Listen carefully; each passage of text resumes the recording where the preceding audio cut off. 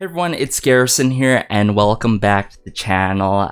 Today, it's not the normal reaction and review video, of course, and I have a special guest with me here, Jessica Pierpoint, who I do look up to in terms of musical releases these days. So I appreciate you having you on, Jessica. Oh, that's so sweet. Thank you so much for having me. I feel like super honored. With that being said, can you introduce yourself to everyone out there who may not be familiar with your recent musical works and what do you do? Yeah, sure. So hi everyone. My name is Jessica Pierpoint. I am from the UK, currently living in South Korea, and I am a K-pop songwriter and top liner. You may be familiar with some of my work, Sneakers by ITZY. I'm one of the co-writers, and Can't Stop Dreamin' by Purple Kiss. Yay! First of all, I just want to ask you right away, how are you enjoying South Korea right now? I know that you're usually in the UK, right? Yeah, so this is, I think, in total, all together, including my last trip. This will be my fourth month living here. So it's definitely been like a journey, especially since like my first trip, I had so much happen like when I arrived, and it was like such a long wait for me to actually get here because I've been like planning this like trip for like so many years, like COVID and everything just put everything to a halt. So it was really stressful for me, and to finally make it out here was just a dream come true. So I'm absolutely making the most of it now. Obviously, I've had some technical issues, literally today before this interview, my fridge has decided to malfunction. Mm-hmm. So that's great. But we're out here living my best life. So yeah, Perfect, trying. perfect. And speaking of your journey, how about you let us know how you went on this musical journey in terms of getting into songwriting? How did you like initially get into it? When was it initially like interesting for you? And how did you when did you want to start taking it seriously as a career? Yeah. Yeah. So I've been just like obsessed with music like ever since I was a baby. Really, Hmm. like I could sing ever since I could speak, pretty much. And honestly, I'm not very academic. I've never really been good at anything else besides like creative things when it comes to music. So, I always knew that music was something that I really wanted to pursue. So, from a young age, I was just in like a lot of like production companies and like trying to do like some acting as well. And I just kind of like fell in love with songwriting probably in like my early teens. So I started writing songs like properly, probably from the age of about 16. 16. So I went to college and I did like a songwriting course at college. Obviously in the UK, college and university are like two separate things, just throwing that out there just for people that might be a bit confused. Mhm. So yeah, I had high school, college, and then university. So yeah, I did like a artist development course at college, and then I went on to Mm. do a songwriting degree at university. I went to the Liverpool Institute of Performing Arts, which is the university owned by Sir Paul McCartney. So that was really great. And yeah, and then I fell into K-pop. Well, I started writing for K-pop like late 2019. 2019. But I've been like a fan for like many, many years. So it was very much like a dream of mine to be in this world, I guess. Yeah, I feel you on that. I got into K-pop probably in grade 7. I don't remember exactly though. I just remember the years 2014, 2015. There was like a Prime, EXO, Girls' Generation, Big Bang Yeah. days. All that. Amazing. Oh my goodness, I'm feeling so nostalgic right now. Just saying Logic, that. yeah, exactly. Yeah. At the moment, what is your songwriting process when you're writing the top line for songs? Yeah, so I spent many years preferring to do top lines. So for Mhm. those that might not be aware of what like a top line is, it's the same as just like writing a normal song, but rather than like writing it from like scratch, as in like you literally have the instruments yourself and like, you're actually doing it, Mhm. you just have a track and you just basically throw like melodies down over it. I was doing a lot of that already with like EDM and like house music when I was sort of more concentrating on like my artist project. Okay. But top line is like super easy to do and like super fun because you can literally take it in any direction. Mhm. And usually what I like to do is, especially with K-pop, there is a certain way that you have to write these songs. You can tell the difference in a regular song's structure to a K-pop song structure, right? Like they Yeah. have the rap section and sometimes they have like a dance break and then they'll have like a total switch up, like M mix style, like whoa, like this is a total Arrangement wise, genre yeah. thing. Exactly. So usually I like to start with the chorus just because I feel like once you've like laid down the foundations of like the Mhm. initial chorus idea, you can sort of like make the rest of the track around that. But honestly, it really depends on the track because I can hear something instantly if the track is really good and I'll just literally throw anything like la la la la la la la, just like anything that comes out of my mouth and then just sort of like chop it all and just combine, I guess. Yeah. Mhm. That's pretty much how it works. I think that answers my next question here, All right, sort of okay. partly where I was about to ask you if there are any tools of instrumentation per se or rules of thumb when you're working on new music, but Yeah. more specifically, uh, when you're with a respective group, idol group, or an artist. So I feel like you have to like adjust according to what instrumentation or beats provided or which artist you're working with. Yeah, I mean, in a sense, it is quite important to, well, it is kind of like very important to be aware of the group that you're writing for. It's no use writing for someone whose music you've never heard or like whose Hmm. whose like general vibe you're not really familiar with, because in my opinion, at least nowadays, in this like generation of K-pop, there is no two groups that are the same, right? Exactly. So, it's kind of hard to be writing a song for ITZY and have it sounding like Esper because they're two completely different styles, right? Yeah. Yeah, exactly. But, like there is other groups where, they have similar sort of sounds or, sometimes they can like switch or whatever. So, it's kind of cool. Um, Mhm. but I think in terms of like actually writing for like specific groups, when it comes to like really, the nitty gritty, trying to be like super picky, Yeah. like for example, with Purple Kiss, you have the rapper Yuki, and you Yeah. have to make sure she has her lines, and then you have to make sure like the vocalists have their lines, and all even like amounts and things. So, Hmm. and rhythmically as well, it's quite a big thing. You have to know like when to change it up and like when to make it a bit smoother and things like that. So, yeah, it takes a lot of homework, but it's really fun, and that's what honestly makes it so like exciting for me because it's never the same every time. So it's really fun. Okay, so to reiterate that there has to be a nice ebb and flow. Take Right, everything in consideration. If there's a group like Purple Kiss where Yuki has her own lines, you got to bring it in right, as yeah. well, and as well as the influences that are needed or requested, but also consider that sort of signature sound for that idol group or respective artist. Right. Yeah, exactly. Yeah, exactly. Yeah. With that being said, who are your influences in music today and why? In general or like in K-pop specifically? I would say in general, it could be within Okay. K-pop, it could be outside. Yeah. All right, cool. Well, I mean, the people that really made me want to do music, I don't know if you're familiar with JoJo. Yeah. Yeah, so not JoJo Siwa, just to clarify for anyone that is not old enough to know who JoJo is. Yeah, so she was like actually the first album that I owned when I was like a child.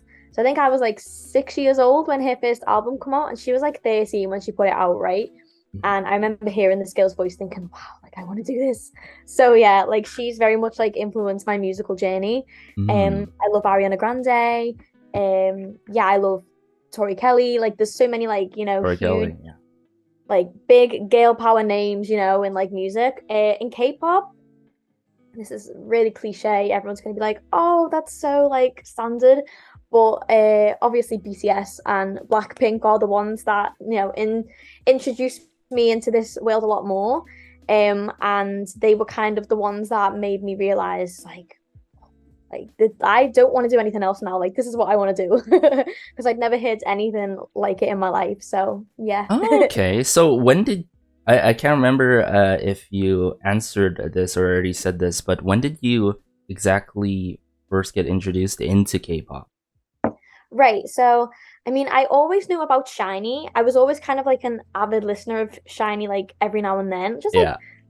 maybe like a casual listener of Shiny. Hmm. And obviously everybody knew Gangnam Style, right? When that Yeah. came out. Yeah. And that was like the first thing, like I was like, whoa. But for me, it was late 2017. So my university was actually, I'd say like 70% of the students at my university were like international. Okay. So yeah, so there was like a lot of like Norwegians, a lot of Americans, a lot of like Asian students as well, and Mhm. obviously like there was a lot of like Koreans. And I actually asked two of my Korean friends to come to my house for Christmas because they weren't able to fly home. And Okay. they were like, "Oh, so have you ever listened to K-pop? Like, do you know any songs?" And I was like, "Yeah, I mean, like Gangnam Style." And I actually did have two songs by BTS on my phone. I think it was I Need You and Save Me. Like I Need You was the Oh first my song I heard, goodness, right? so good. Like they were the two elite songs that I had like on my phone. So, but at this point I hadn't seen any of their faces, never watched a music video. I was just like, yeah, like I can jam to this. So, they showed me the music video for DNA and they showed me As If It's Your Last, Hmm. Blackpink. So I was like, whoa. And then from there, it kind of like spiraled into this wormhole. And Yeah. like I realized, okay, I'm in this now. Like there's no getting out. And it was kind of like I found myself just engaging more in like the content, like as a fan. And I was like, oh Hmm. my God, like this is my life. So yeah, I would say late 2017 is when I like really started to get into it. So yeah, I'm kind of late, but I yeah. feel like with that the year of 2017, 2017, I would even say 2016. That is probably my favorite like golden era, Right? like Yeah, like the ever. prime time to Like get even involved. though I sort of did like sort of tippy toed into K-pop 2014, got a little feel of it with uh Big Bang, Girls' Generation, Block B. Mhm. I just love the certain songs that make you feel very passionate. You know, you hear it Absolutely. from the instrumentation and the vocal work as well. The likes of Infinite, my favorite uh, Yes. boy group of all time. Amazing. But yeah, moving on to Sneakers now by ITZY. Huge title track. I love the overall message in the song. I'm not sure if you've seen me like cover it on my channel before, but I love the Oh, message about like yeah. not like living life without being forced like in a certain kind of mold and being humble about it at the same time. But yeah, so if you can correct me if I'm wrong, but it takes this like electro pop route that's like sort of light with it, but upbeat and quite funky, right? Yeah, absolutely. It's just like a feel good like tune. Hmm.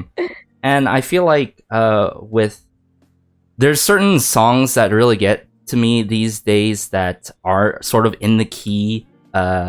Like is it like G major for Sneakers? Itzy? I believe so. Yeah, I Yeah, believe so. I feel like uh with Sneakers and then for example the likes of like Le Seraphim's debut, those certain title tracks, that sort of positivity, that confidence is definitely more needed in this cruel cold world these days. Yes, And absolutely. it was just so refreshing hearing it at first. So thank you so much first of all for taking part of it. Oh, thank you so much for saying that. That really means the world. Thank you. But first of all, for Sneakers here, can you describe how are you feeling when you landed your first cut on Sneakers? Oh, yo, like this it's about to get hella emotional because like there's still moments Hmm. when I'm kind of like I haven't really had a chance to process it, I guess. Yeah, I had a really rough trip here the first time around. Like the first 2 weeks were like a living hell. Like I literally, yeah, I caught COVID in the quarantine hotel. I got Hmm. moved to a facility. It was just like constant one thing after another. And Sneakers was actually one of the last songs that I worked on before I left for Korea. So I Hmm. came in March this year. And it all happened very fast. Like literally, I've been through turmoil with everything that happened when I got here, and then I got an email on April Fool's Day to Oh, say, "Oh, congratulations! Like the song's ITZY's next title," and I was like, April "Yeah, okay." Fool's Day. Like, yeah, come on, like next joke. Like I Yeah. literally sent an email back to Sebastian, the producer, and I was like, "Bro," I Hmm. was like, "Look." I can take a joke like on a normal day at the best of like I've got great sense of humor. Like I can, I've got quite like a dark sense of humor at times as well. Like I can take it if this is meant to be some kind of like, sick joke. I was like, I can't handle this. I haven't got the emotional capacity to deal with this if this is a joke. I was like, it's April Fool's Day. I've been through enough this week. Don't play me. So Hmm. I was like, you need to prove it to me. So he sent me like a screenshot of like the email and everything from like JYP. Yeah. My God. And, you kind of have to not be too excited to begin with because, things can always happen in this industry. Like I've Exactly. had so many incidents with like friends where they've had like confirmed placements and then like they've changed their mind like last minute or they've like completely decided to switch it up and like choose another single. Yeah. So, I was like, okay, I'm just gonna hold out for now. But I was just so happy. I literally cried my eyes out for like a full hour. I was like, I can't believe it, like especially because ITZY's my favorite like girl group. So Hmm. to have not only just like like a song with them, but like the title track, Title track. Yes, but yeah, like I'd have been happy with a smaller, lesser known group that no one's heard of, like singing my song because just like as a mhm. K-pop fan, it meant a lot to me, you know. So it was just insane. Yeah, insane's the only way that I can say it, really. So you earlier on you mentioned about Sebastian, right? Mhm. This leads into another question, very fittingly here. How was the process like when working with Sebastian, Thought, and Didrik? Yeah. Honestly, they're the coolest, most loveliest, funniest guys ever. Hmm. It was my first ever session with them, actually, the two of them. I'd worked with Seb on a track previously, but it was kind of like, a track that I worked on with like other girls. Hmm. But yeah, this was the first time I was having one like over Zoom with them. So first time I was actually, like meeting with like Didrik as well. And the vibes were just there. Like we had such a laugh. It was really fun, super easy. And yeah, like obviously it meant a lot to me because they've worked on so many of my favorite songs, So I was Yeah. kind of starstruck, like I won't lie. Like I still kind of have those moments where I'm like, oh my God, like you guys are so cool. Like I can't even believe that we're friends, you know what I mean? So yeah, it was like a full circle moment for sure that they Hmm. like were even willing to work with me, I guess. So yeah, amazing. It would be cool if I see you guys on another track list in the future for any other group I too. hope so. I hope Yeah. so. Uh, with that being said, were there any sort of inspirations or influences that helped you out when taking part in composing and writing the song? Yeah, so when it comes to writing for K-pop, Mhm. when certain record labels are looking for tracks for their artists, they will send out what is called a lead, Yeah. and your publisher who you're signed with or someone who you work with often, they will receive these emails from the record label like A&Rs, Mhm. and they will just usually have like a brief description of like what they want the song to sound like. It'll say like elements of this genre mixed with this. We want it to be like this type of vibe and energy. Maybe have this concept. Sometimes they tell you what they want the song to be like about. And that Mm. is really helpful actually because it sort of like saves a job later, you know what I mean? And they will usually send you like a YouTube link to some like songs as like inspo. And I tend to very loosely follow them because I've had so many situations where like I've written towards like a lead and they've ended Mhm. up completely changing it, and like the song that is eventually released is nothing like that. So it's kind of hard to know exactly what they want. um I can't reveal too much about Sneakers because there was a Mhm. specific track in mind. I actually hadn't heard it prior to writing the song. I only Mhm. heard it after. And Yeah. I was like, oh, that's why they wanted it, because it makes sense, because it really is quite similar to what they were wanting. So, but yeah, that's usually how it works when it comes to writing songs. Yeah, that's what I hear quite a bit from other songwriters and producers, that there's the demo, but then it could be totally flipped once it comes out, right? Exactly, yeah. Yeah. But I gotta say, I really love two certain sections that I absolutely love in Sneakers. It would have to be the refrain, right? I'm on my way up, top, top, right? Run to the top. Ooh, that is like in Cute, my right? mind, yeah. And then the pre-chorus, the "or you can call me weirdo" part, like that has to be my top favorites. Do you have an exact like favorite moment in this song for yourself? I definitely love the pre-chorus as well. I think it's really cute and like uplifting. Mm, And I think the lyrics that they added were actually like really quite cute as well. yeah. Because obviously in my original version, that weirdo line wasn't there. So yeah, Mm, it's quite interesting because they released a video of them recording it in the studio, and you can hear my demo. Like they're listening to like my demo was like a guide. So you can kind of hear like some of the like original lyrics, yeah. which is kind of fun. Um, but I think I actually really like the because that was like the last section that like I wrote before it was like confirmed basically. So Mhm. yeah, Yeah, it was a like very quick idea. So mhm.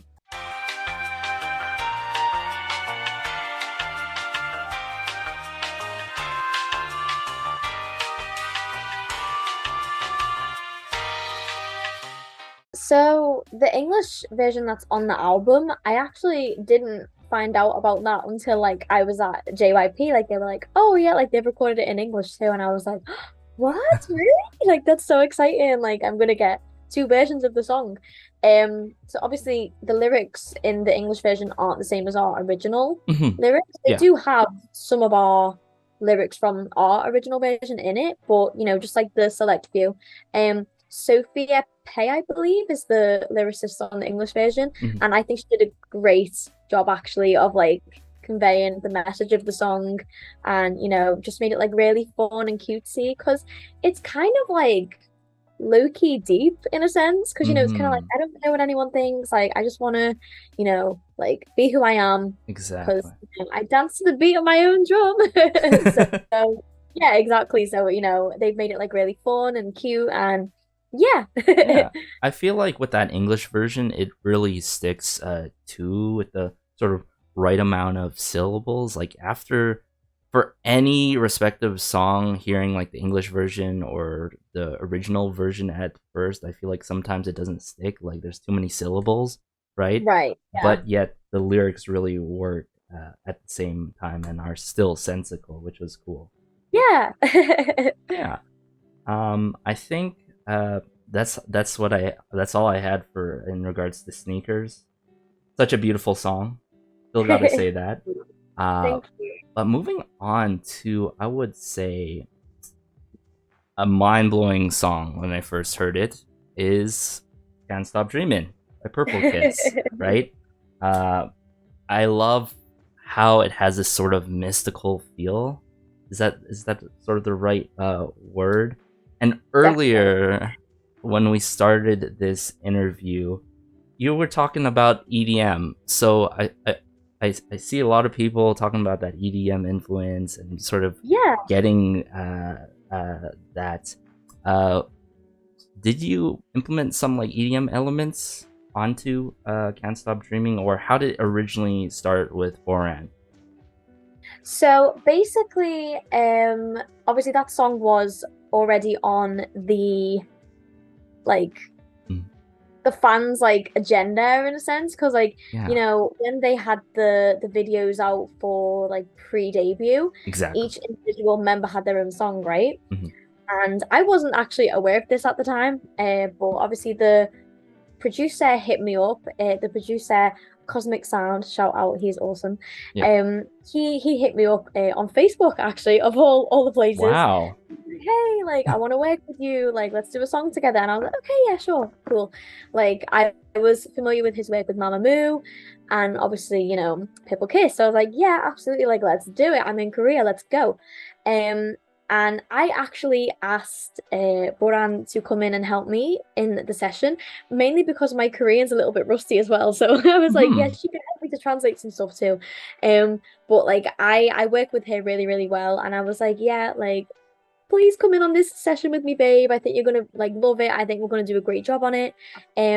He'd already told me that half of the song was already written, and they really wanted to have it on the next album. Hmm. So I said, okay, cool. So like they just want us to finish it basically. So yeah, I'd already laid down some like ideas for like the second half of the first verse and the bridge. Okay. And yeah. So Okay. so from the sodium should be in that, yeah, so from this part and then the bridge. And then I asked Boran to help me with the second verse because I knew that she would absolutely kill it with the rap sections and Verse everything. two. Yeah. Yeah, and she did a great job. And she also was absolutely incredible at helping to vocal direct as well. Hmm. She's had a lot of like experience like working For firsthand sure. with idols in the studio, and she's also in what they say the chorus here. I didn't realize what they meant when they Mm. said the chorus because they were like, oh yeah, we have to do the chorus, and I was like, the chorus is done, but the chorus means like the harmonies and stuff here, and I was like, oh Oh. yeah, right. It's a little bit confusing, but she is actually all of the harmonies on the back of the track too, which is really fun. So yeah, it was like a really great experience. And then obviously it literally got cut like the same day. So I already came, I was like, yeah, I recorded some like ideas last night, so this is what I've done. And then she just hopped onto the mic and just threw down her ideas for the second verse and then combined. And then he was like, okay, cool. So like they're gonna record it next week. And I was like, what? We're just gonna record it next week? Okay, cool. Like That's I'm cool with crazy. that. So That's yeah, crazy. like we went, but we had to do two separate recording days because I think Swan was maybe doing some TV work, I think. Mhm. So we had to record her on like a separate occasion, but it was so amazing to be in the studio with them and actually have my first experience working with the idols like in person. Yeah. It was like an out of body experience because it was like I'd seen all of my friends doing it and thinking, oh, like I want to do that so bad. Yeah. So to actually be there was just like, I'm pretty sure you answered like literally three of my questions automatically in one moment there. But I was gonna ask you, how was it like working with Voran, composer, top liner, in case y'all didn't know out there, and doing the vocal directing for Purple Kiss? Like, can you give me some of those like feelings, like describe those feelings? yeah, I mean, obviously she's Korean, so she basically told them everything. I was just kind of Uh-huh. there to be like an extra helping hand. So, there was like occasions when she was like, "Oh, like explain how to sing this part." So I kind of like have to, like demonstrate in a sense. Hmm. Honestly, like I was just in awe, like to see her do her job as well because like obviously as I say she's had so much experience and it's really interesting and she's actually like an ex trainee so like she has all of Oh. like technique and like she knows everything like really well so yeah she's amazing and she's like my best friend here so like we do Hmm. so much work together and yeah so it just makes everything so much more like enjoyable when you're actually working with someone who like on a personal level you're like already really really really like close with so yeah. Okay. Following up, that just came to my mind. Was there any like certain like member that ended up being your favorite member from Purple Kiss during the vocal directing? And I was like, oh, I see you, right? The likes of Chan, which you took a picture, who Yeah, you took a picture with. yeah, I mean all of them are just like so cute in their own like way like And obviously, as I say, it was my first like experience actually meeting idols in person, and like on the screen, they're so glam and they have like all this makeup on, and Yeah. then they come in like the little sweats, like 안녕하세요, like little messy buns, no makeup on, and they're just like chilling, and they're just so cute, and like they have so much like respect for us and like what we do. Hmm. It's just so like lovely, and I think the memorable moment for me was with Swan because she actually bless her, she actually like spilt her water on the floor like in front of me, and she was like, "Oh my God, I'm so sorry." And I was like, "Don't, it's totally fine. I'll clean up after you. It's totally fine. Like, let me do it. You just sit down and look pretty and stay amazing." And I was just That's so like, cute. "Oh my God, like I'm gonna like remember this moment for the rest of my life." Yeah, that had to be like a surreal moment. Yeah.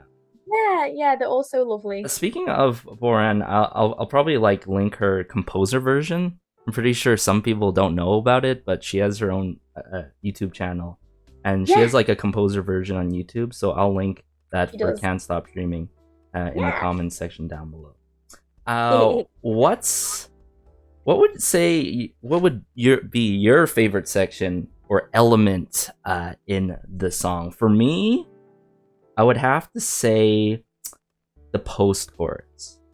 The post chorus before we get into the verse 2 with like Jian, and then if I recall correctly later on with Yuki, right? Right, yeah. That post chorus with Can't Stop Dreaming, Can You Imagine? I love how it transitions into verse 2.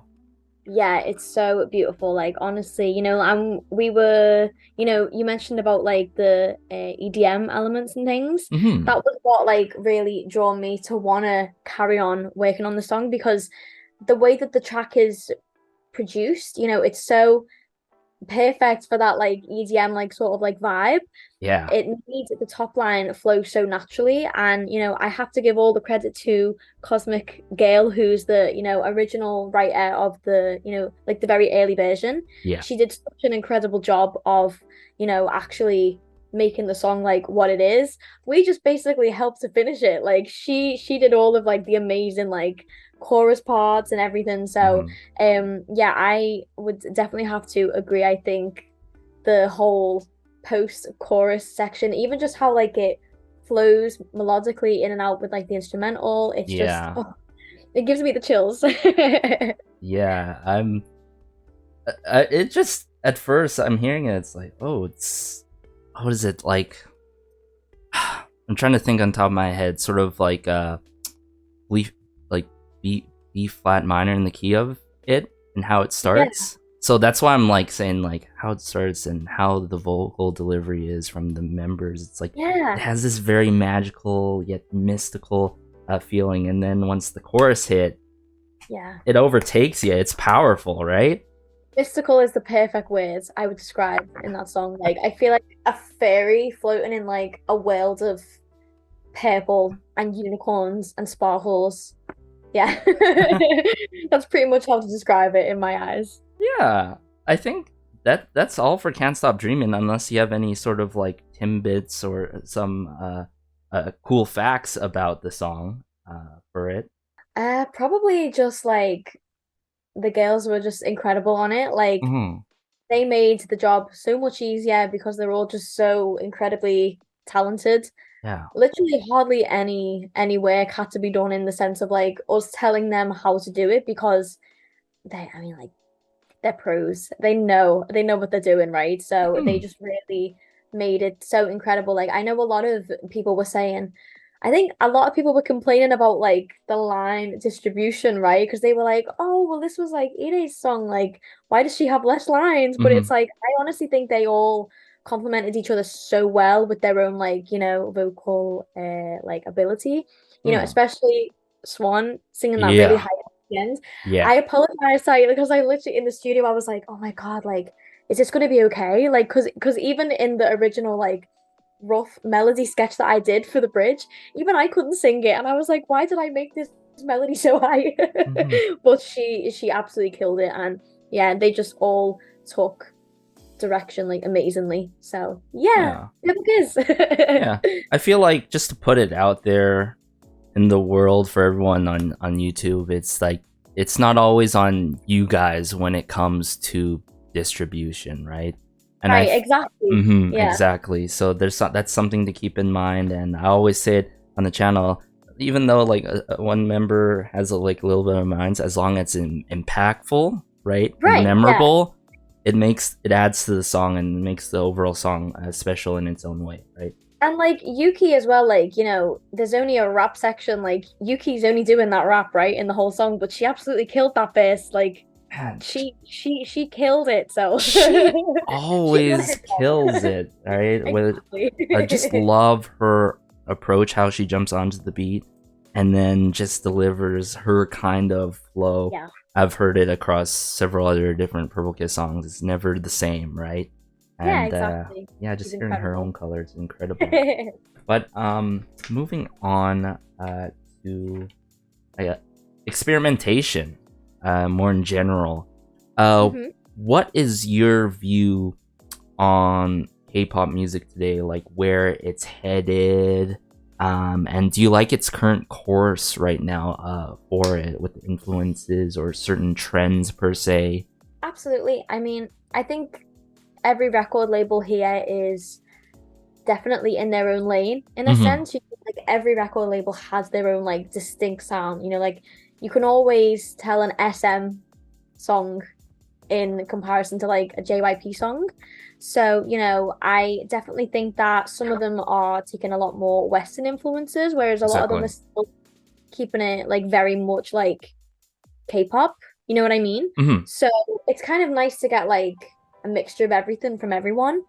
Me personally, like what really made me fall in love with K-pop was just like how different it was to what I'd ever heard before.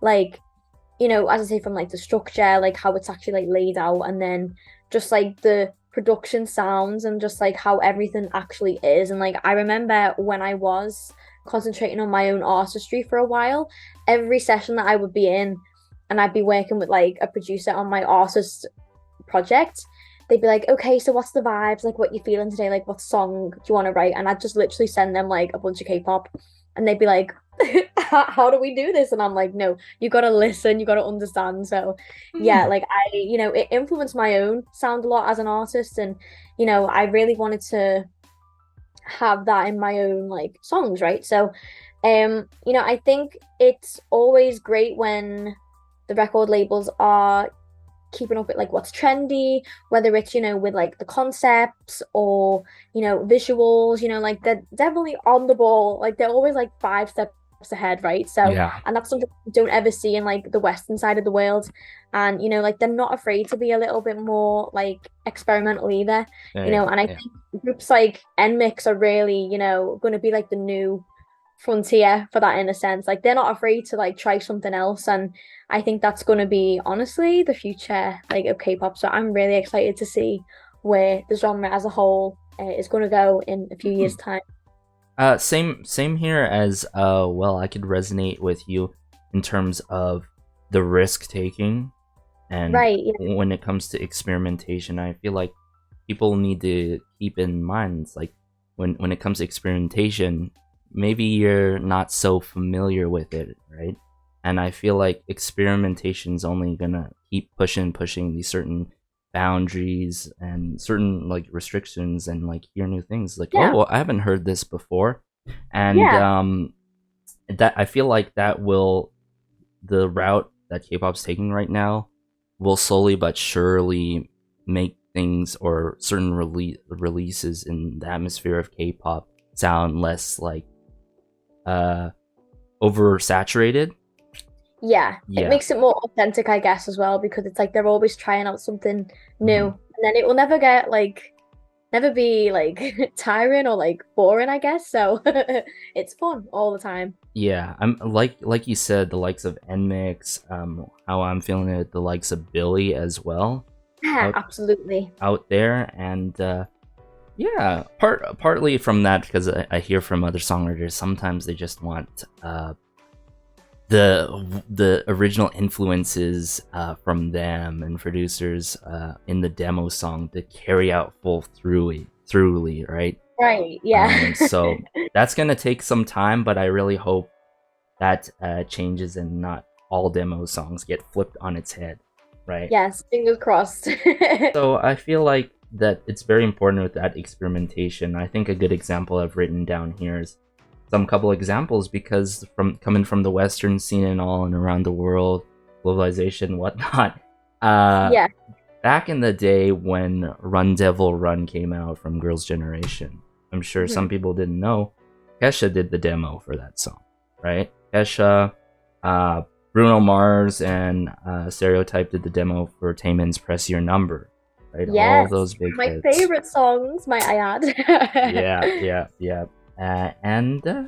Yeah, I feel like the experimentation is very important, and it's always good to risk take and feel your way through. I feel like the fans out there can be too overbearing for songwriters. I'm just gonna put it out there for NMIX and Charlotte Wilson and other certain releases, and I'll give too much sort of quote unquote hate, naysaying, and all, but it's not, I want to put that out there. It's not always on them. It's not always on the songwriters and producers, because sometimes the demos get flipped. I can't emphasize. I mean, I came off Twitter because of the hate I got, so I mean, it's totally all right. Yeah. Yep.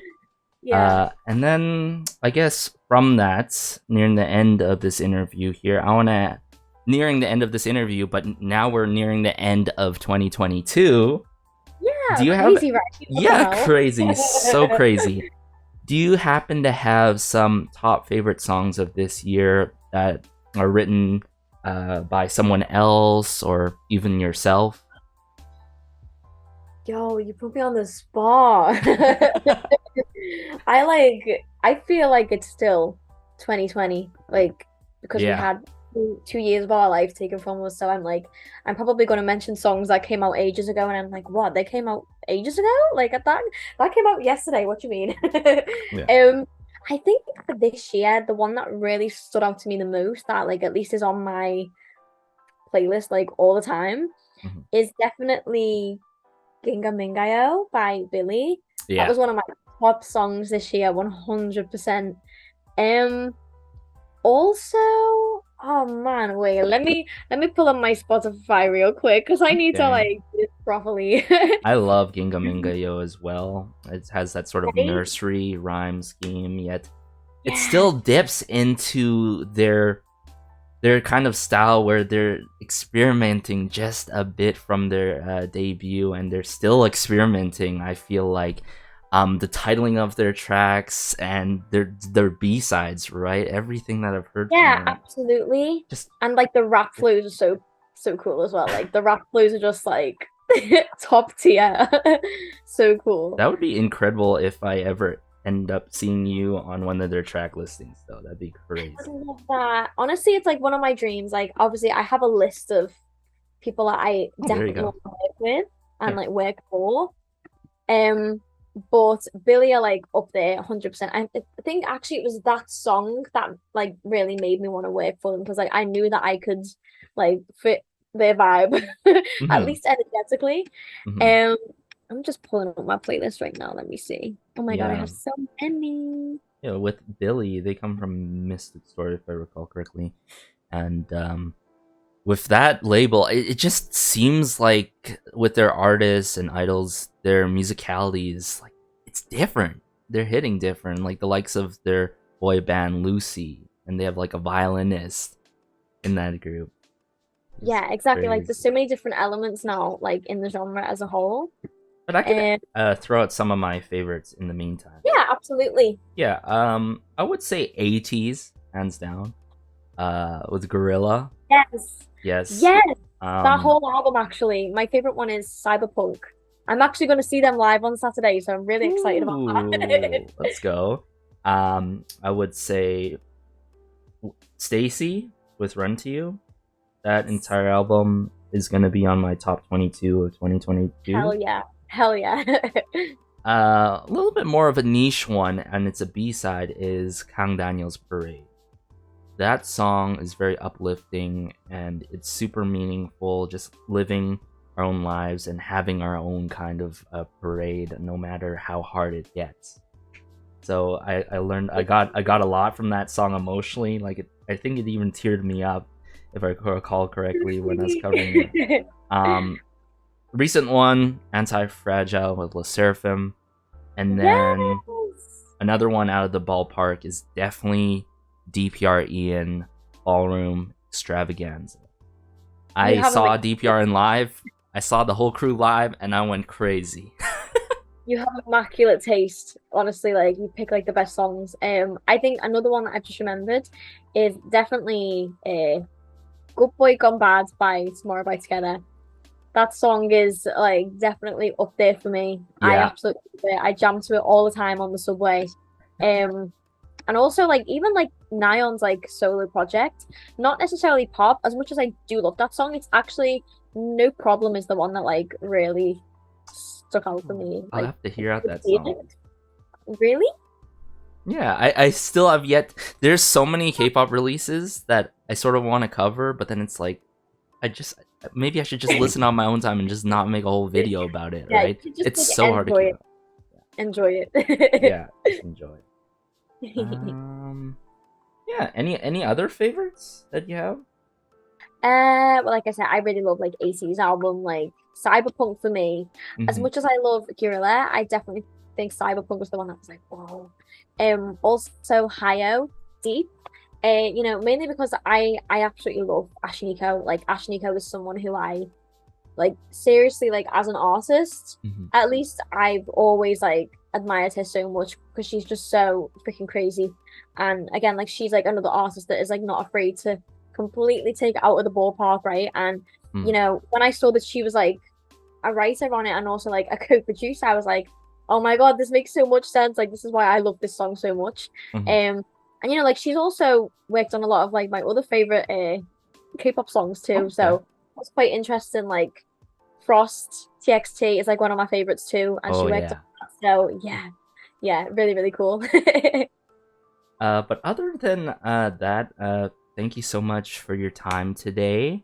I appreciate you talking about songwriting, explaining some sort of like things in songwriting, the process, how you take it, your musical journey, as well as what it was like being a part on Sneakers by ITZY and Can't Stop Dreaming by Purple Kiss. Are there any shout outs that you want to do, or sort of like social media things that you want to say or put out there? Yeah, sure. So obviously I don't have a Twitter anymore. So you can find me on Instagram. I do have a YouTube channel. I don't really upload on it. It's kindly it's sort of my radio show, which I sort of, you know, every now and then will dabble in. But my YouTube handle, if anyone's interested in seeing any of my stuff, is Tiger Lily Topaz. My Instagram, I do have 2 Instagrams, but the primary one is, this is long, you might have to write this down. It's at The Light Is Within Me. So you can find out all my antics there from Korea, all the stuff that I'm doing, music related stuff will all be on there. TikTok is Jess Pierpoint. I definitely want to be uploading more on there eventually, but haven't got around to it yet. And shout out, I guess, I want to say shout out to obviously my Sneakers co-writers, Sebastian and Deirdre, and congratulations to them. They just got the second ITZY title with Boys Like You, so it's a really great song. Well done, boys. And yeah, obviously my Concept Dreamin co-writers, so yeah. There we go. And you both asking me to come on, so thank you so much. I'm honored. But yeah, everyone, I'll link her socials down below. Everything was mentioned and all. Let's see if we can get another interview, hopefully in the future, when you get your next big release, maybe title, or even a B-side, because I appreciate B-sides a lot as much as title tracks. I hear it out. That's why I have a huge passion for music, so that's why I do this in the first place. Right. I can tell you like know your stuff. I'm like I sort of feel a bit inadequate because even though I have like a degree in songwriting and like music, like I can't read music. I'm not like musically inclined. I just hear it and think, oh yeah, it sounds good. But aside from that, this wraps up though the first episode of Hidden Gems, where I showcase singer-songwriters and producers just give them more love, because I always feel like it's good to give credit where credit is due, and emphasize that enough throughout my reactions and reviews. And yeah, thank you so much for your time, Jessica Pierpoint. Thank And you. Thank you. everyone have a good day. Be sure to like, share, maybe subscribe, as always. Helps out the channel. And until next time, I don't know who else I'm going to bring on in the future for this series, but take care and peace. Bye.